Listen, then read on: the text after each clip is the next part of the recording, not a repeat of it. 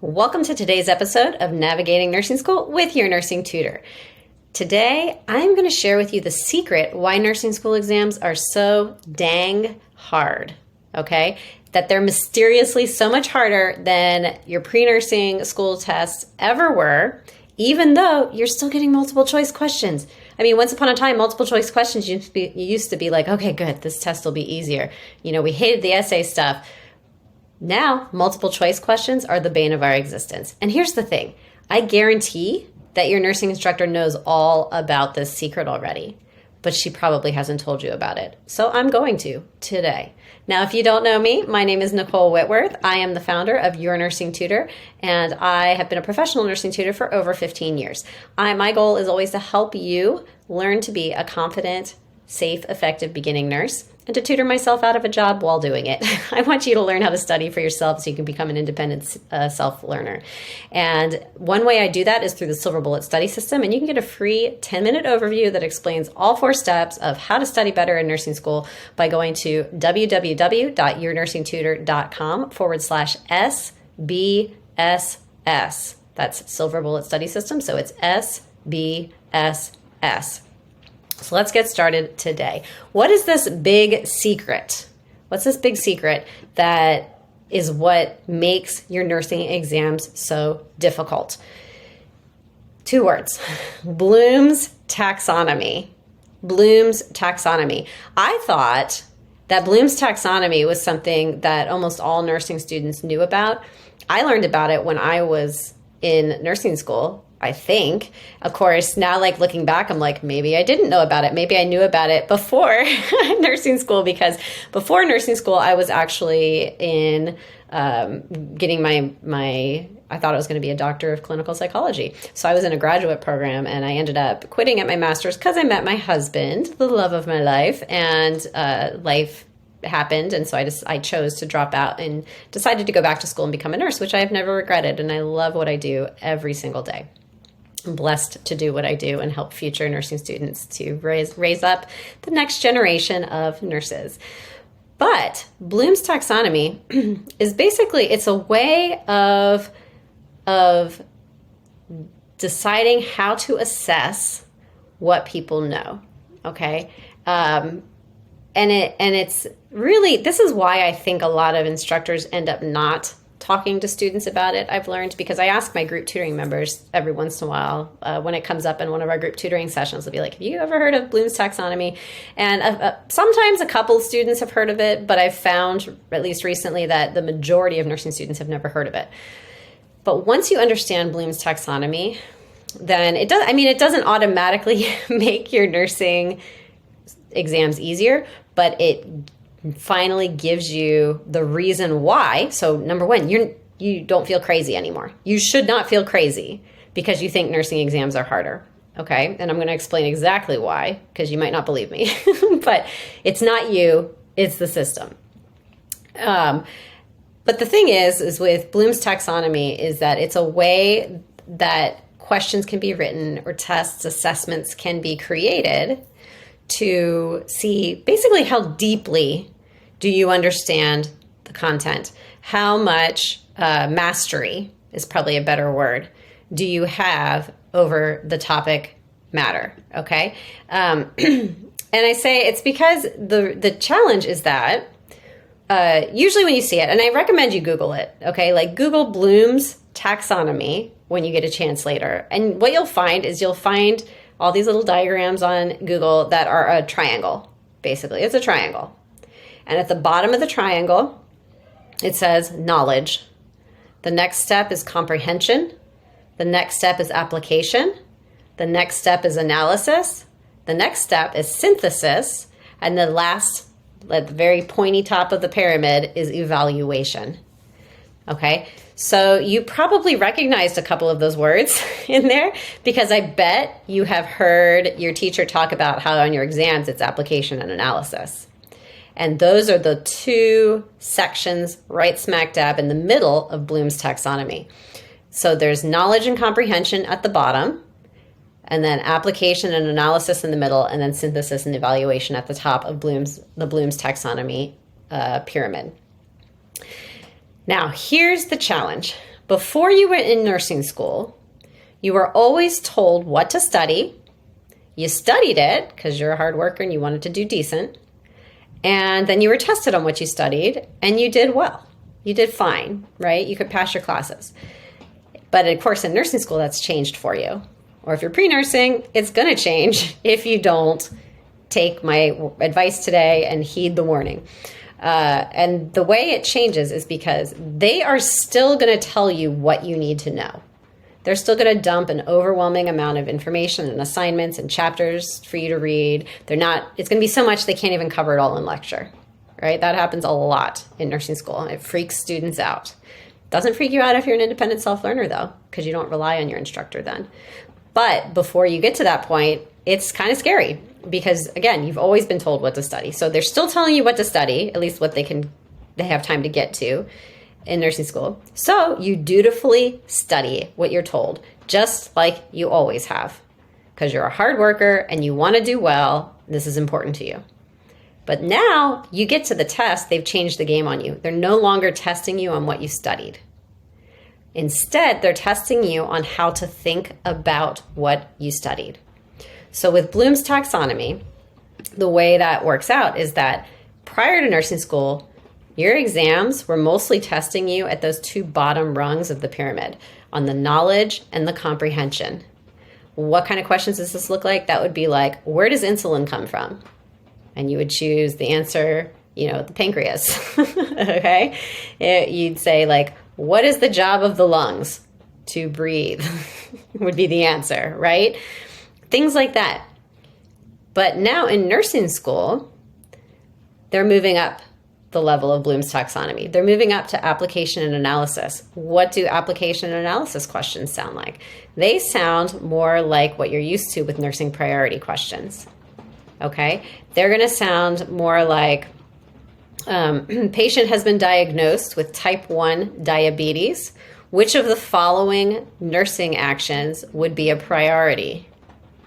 And then it's going to list out everything from call the doctor, which you don't pick, FYI, to administer different types of medications or to do different sorts of assessments. And you have to look at all of them and you have to decide what's the most important first thing to do as a nurse. And it really can feel like, you hear jokes all the time about how, in nursing school, all of the answers are correct. You have to pick the most correct. And yeah, it's kind of funny, but I don't really like that joke because it leads to the wrong belief that all of the answers are correct. That's not exactly true. It's not exactly true. Because then it makes it sound like they're trying to trick you and trap you in nursing school. And they're really not. They're really not. I know it feels that way, but they're not. There is only one correct answer. The challenge is that maybe everything or most of the things in the answer choices are things that a nurse would do in this situation. Like there are, because often we're multitaskers, right? We're going to do a lot of things to care for this patient. We're not only going to do one thing. But given the scenario, given the symptoms, given the diagnosis, given everything that's going on in the question scenario, there is going to be one thing that should stand out as the most important thing. And that's the thing we should do first, or should we focus on the most. And we have to be able to prioritize that. And this is where the analysis and application levels of the Bloom's taxonomy come into play. So what does this mean for you? What does this mean for you? This means you have to change the way you study. Because as I said, you used to be tested on what you studied and you did fine. Now you're being tested on how to think about what you studied. You're no longer going to be fine unless you're practicing how to think at the same time that you're studying what you need to know. And most nursing schools aren't very good at helping you learn to make this transition. In fact, it's kind of an abstract thing to do. It's abstract to learn how to think. It's not something you can just make a checklist of. And so a lot of nursing instructors, they want to help you, but they don't really know how to help you. I have nursing instructors reach out to me all the time saying, hey, I really want to help my students. What can I do though? Because I'm telling them to do this stuff and they're not improving. And they don't want to be bad teachers, y'all. They don't want to be bad teachers. They want to be good teachers. They want to see you become a successful nurse, but they don't always know how to do that. So how can you do that? I recommend using the silver bullet study system. Literally, this is why I created it, is to solve this problem. Because here's the thing, the problem is twofold. There is content you have to know. There is content you have to know, obviously. Don't roll your eyes at me. Obviously, there's content you have to know. And a lot of that stuff does need to be memorized, okay? Vocabulary words, nursing skills, pathophysiology stuff, normal anatomy and physiology. A lot of that stuff just needs to be straight up memorized. However, if you only focus on memorizing, then your thinking becomes too rigid. It's too rigid. And then when you get to your exams and you're asked to think about the stuff you studied, you are not good at it because you've never practiced it. And we're always bad at things we've never practiced. We're bad at things that are new to us. Now, this can be an unfamiliar feeling for adult learners. And so, little side note for you adult learners who are listening, I just want to give you some encouragement. Your brain is not too old to learn this. You're just out of practice at learning, okay?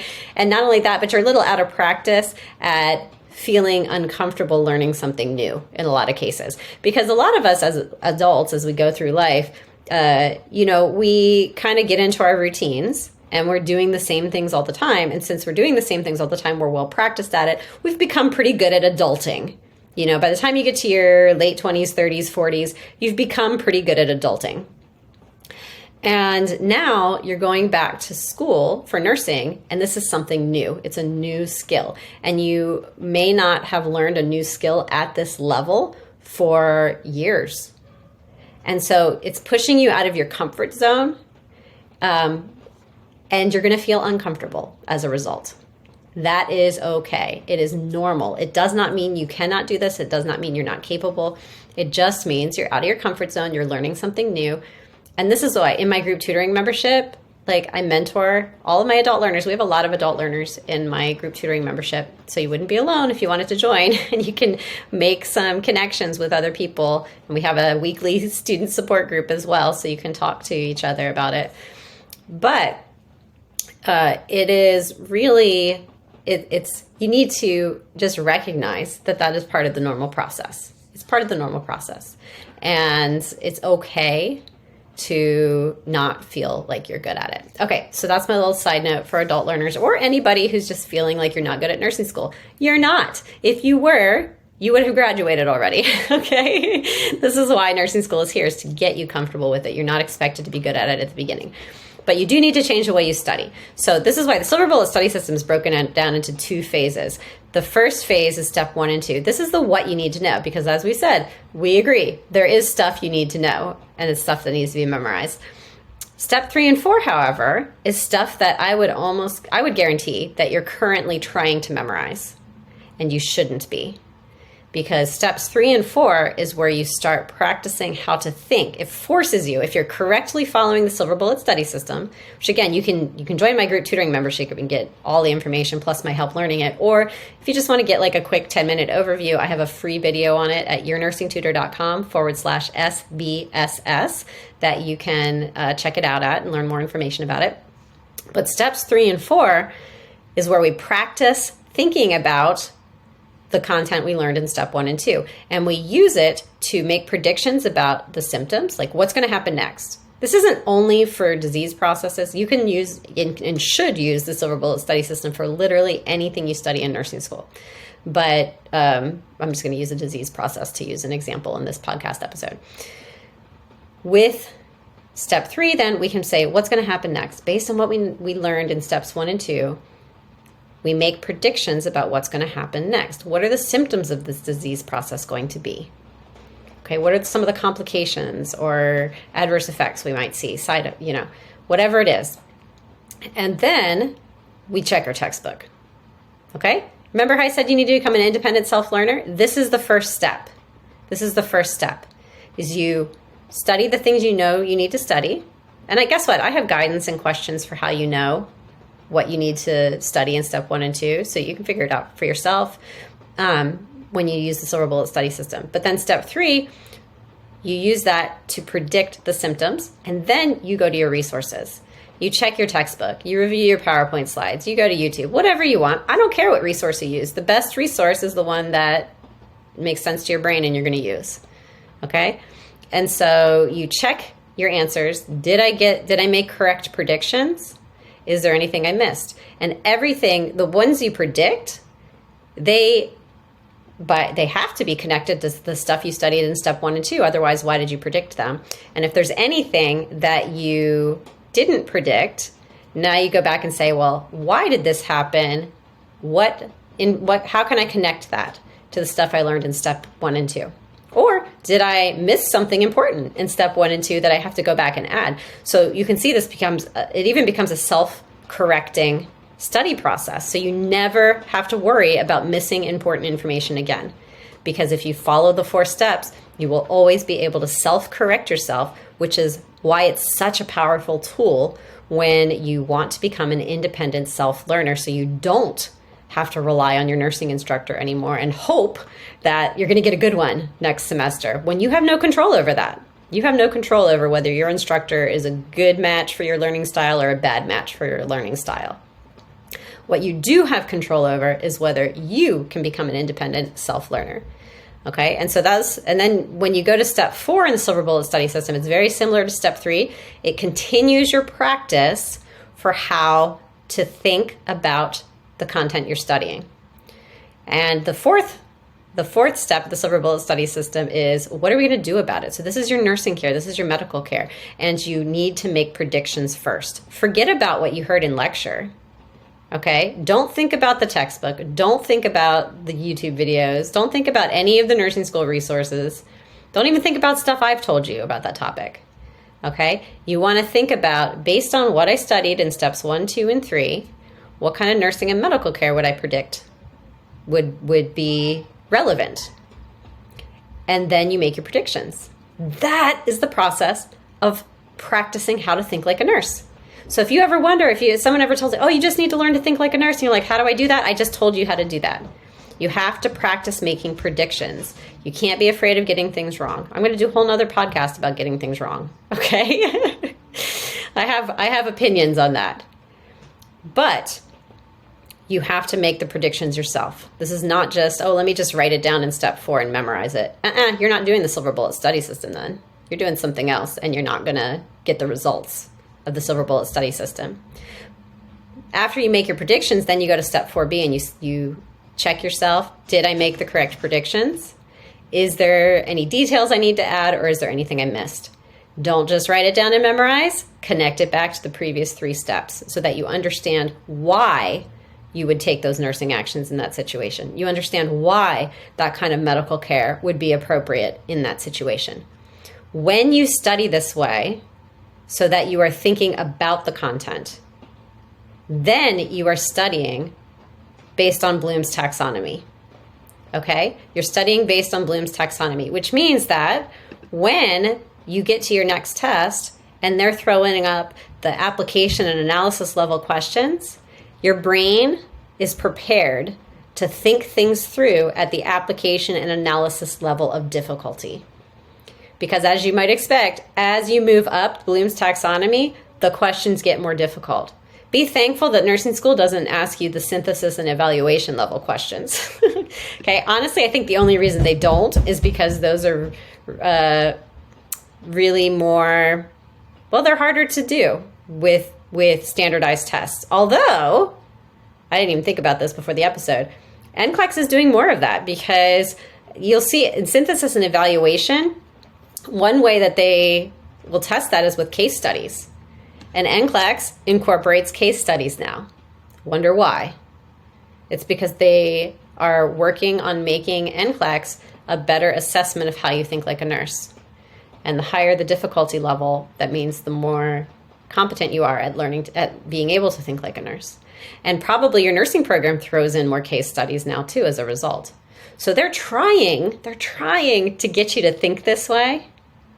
but they're doing it in a very abstract way. So it's hard for you to replicate it in your personal study time, which is why the silver bullet study system is so concrete. It's why I broke it down into 4 steps so that it's not abstract anymore, and that you can feel confident that as long as I go through these 4 steps and I do them as Nicole explains, not just like, oh, this is just a nice way to organize my memorized facts. You have to be making those predictions in step 3 and 4. You have to be thinking things through and connecting the dots to the previous information. As long as you're doing that, then you will automatically learn to think like a nurse as you do this consistently over time. Does it work overnight? No. If you wanted to get stronger and you went to the gym one time, would you be stronger? No, you'd be sore. You'd be sore.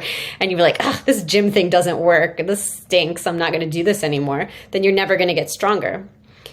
It's the same way with studying with the silver bullet study system. You do it once, and if that's how you evaluate your results, you're going to be like, oh, this stinks and my brain hurts. Yeah, your brain is supposed to hurt when you're thinking hard and learning and teaching it new things.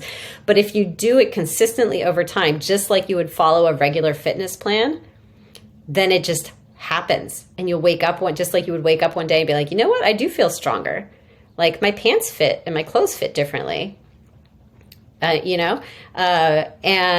it's the same way with the silver bullet study system. One day you're going to wake up and you're going to be like, hey, I aced that exam. That answer choice just popped out at me, and it was obviously the priority answer. And that other one, I know I used to would have picked that one, but that was clearly the best distractor. And now I understand why, because I can think it through at the application analysis level of Bloom's taxonomy. So hopefully that helps. Don't forget, guys, I want to tell you, if you want to learn the silver bullet study system, the best way is in my group tutoring membership, because that way you get the in-depth training, you get lots of examples of the silver bullet study system in action that I explain. And you can also come and ask me questions at our weekly live group tutoring sessions, or post questions literally anytime in our members only forum. Plus, you can even post your silver bullet study system notes for me to review for you so that I can give you direct personalized feedback on where you're doing it just right and where you can maybe tighten it up or improve. So you can get the free silver bullet study system video if you just want to get an overview. That's at yournursingtutor.com/SBSS. Or if you just want to jump directly into the group tutoring membership and not waste any time, then go to www.yournursingtutor.com/membership to get information about that. One last thing.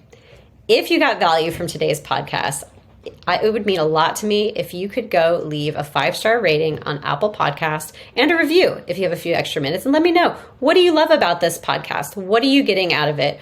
You know, if you have any suggestions for future episodes or something you want to hear me talk about, you can put that in the review too. I check these, guys, and maybe I'll give you a shout out on a future podcast if you want to leave a review. I would love that. It means a lot to me, and it helps other nursing students to find this podcast as well. So until next time, good luck on your nursing school journey.